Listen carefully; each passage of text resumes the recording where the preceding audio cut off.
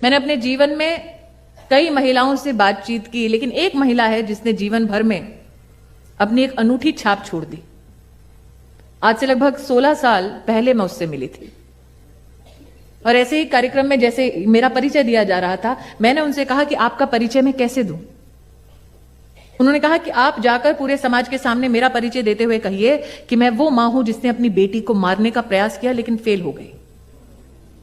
मैंने कहा कोई भी मां अपना ऐसा परिचय नहीं देती।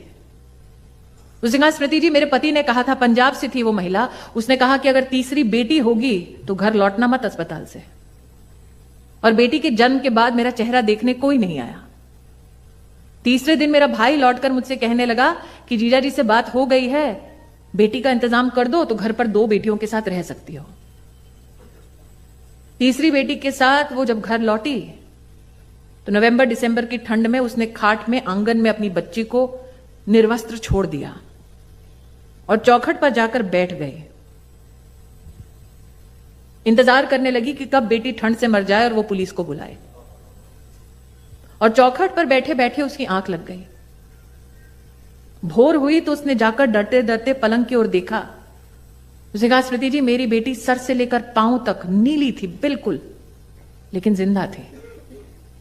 और उस दिन मैंने ठान लिया कि अगर मेरी बेटी पूरी रात मौत से लड़ सकती है तो क्या मैं अपने पति से नहीं लड़ सकती।